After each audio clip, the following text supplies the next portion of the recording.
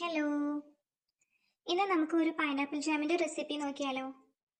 ഇത് വളരെ ഈസിയും ടേസ്റ്റിയുമായിട്ടുള്ള ഒരു റെസിപ്പിയാണ്.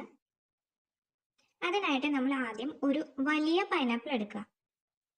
വലിയ പൈനാപ്പിൾ കിട്ടിയില്ലെങ്കിലും കുഴപ്പമില്ല, നമുക്ക് രണ്ട് ചെറിയ സൈസ് പൈനാപ്പിൾ ആയാലും മതി. ഇന്നിപ്പോൾ നമുക്ക് വളരെ ഈസിയാണ് കേട്ടോ പൈനാപ്പിൾ കിട്ടാൻ വേണ്ടിയിട്ട്. നമ്മുടെ സീസണൽ ഫ്രൂട്ടാണ് ഇപ്പോൾ പൈനാപ്പിൾ, അതുകൊണ്ട് തന്നെ വളരെ വിലക്കുറവാണ്.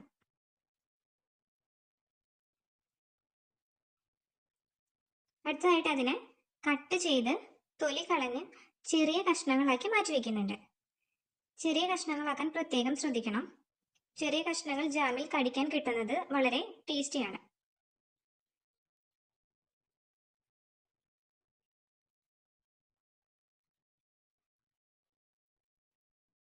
ചെറിയ കഷ്ണങ്ങളാക്കിയ പൈനാപ്പിളിനെ ഒരു മിക്സിയുടെ ജാറിലേക്ക് ഇട്ട് കൊടുക്കുന്നുണ്ട്. ശേഷം അതിനെ ഒട്ടും വെള്ളം ഒഴിക്കാതെ തന്നെ അരച്ചെടുക്കാൻ ശ്രദ്ധിക്കണം.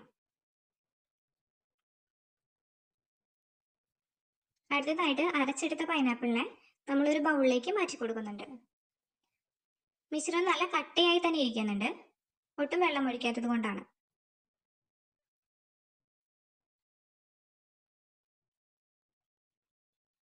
ഒരു 250 ഗ്രാമിന്റെ ഒരു കപ്പ് എടുത്തിട്ടുണ്ട്. അതിൽ ഒരു 1.5 കപ്പ് പഞ്ചസാര എടുക്കുക.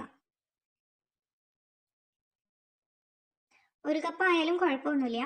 മധുരം, ചെറിയ മധുരം ഇഷ്ടമുള്ളവര് 1 കപ്പും, കൂടുതൽ മധുരം ഇഷ്ടമുള്ളവർ 1.5 കപ്പും എടുക്കുക.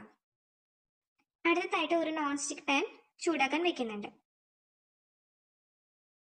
പാൻ ഒന്ന് ചൂടായി കഴിഞ്ഞിട്ടുണ്ടെങ്കിൽ നമ്മൾ അരച്ചെടുത്ത മിശ്രിതം അതിലേക്ക് ചേർത്ത് കൊടുക്കുക. ശ്രദ്ധിക്കേണ്ട കാര്യം എന്തെന്നാൽ ഫ്ലെയിം എപ്പോഴും മീഡിയത്തിലായിരിക്കണം. മിശ്രിതം ചെറുതായി ഒന്ന് തിളച്ചു വന്നാൽ നമുക്ക് പഞ്ചസാര അതിലേക്ക് ആഡ് ചെയ്ത് കൊടുക്കാവുന്നതാണ്. അടുത്തതായി ശ്രദ്ധിക്കേണ്ട കാര്യം, ഇനി നമ്മൾ അത് ഇളക്കി കൊടുത്തുകൊണ്ടേയിരിക്കണം. മീഡിയം ഫ്ലെയിമിലായതുകൊണ്ട് തന്നെ നമ്മൾ എപ്പോഴും ഇളക്കി കൊടുക്കണം.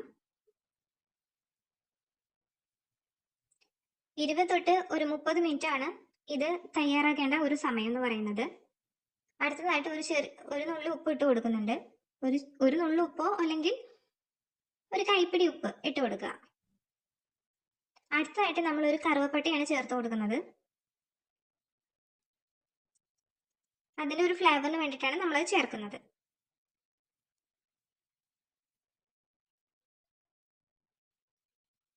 നല്ല രീതിക്ക് തന്നെ തിളച്ച് വരുന്നുണ്ട്. ഒരു 10 മിനിറ്റ് കഴിഞ്ഞപ്പോൾ അതിന്റെ ഒരു രൂപം ഇതാണ്. വെള്ളമൊക്കെ വറ്റി ഒരു നല്ല രീതിയിൽ തന്നെ കട്ടയായിട്ട് വരുന്നുണ്ട്. 20 മിനിറ്റ് ആയപ്പോൾ നല്ല രീതിക്ക് അതിൽ വെള്ളം വറ്റിയിട്ടുണ്ട്. ഇനി നമുക്ക് ഫ്ലെയിം ഓഫ് ചെയ്ത് മാറ്റി വയ്ക്കാം.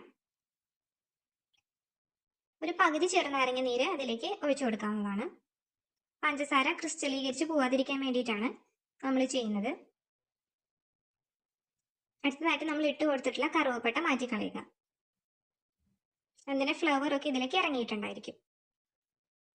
ഒരു 2-3 മണിക്കൂറിന് ശേഷം നമുക്കതൊരു ബൗളിലേക്കോ അല്ലെങ്കിൽ ഒരു ജാറിലേക്കോ മാറ്റി വെക്കാവുന്നതാണ്. ശ്രദ്ധിക്കേണ്ട കാര്യം, ചൂട്ടോടു കൂടി നമ്മൾ മാറ്റി വെക്കരുത്. എപ്പോഴും ചൂടാറിയതിന് ശേഷം ഉപയോഗിക്കുക. നമ്മുടെ പൈനാപ്പിൾ ജാം റെഡി ആയിട്ടുണ്ട്. ഈസിയും ടേസ്റ്റിയുമാണ്.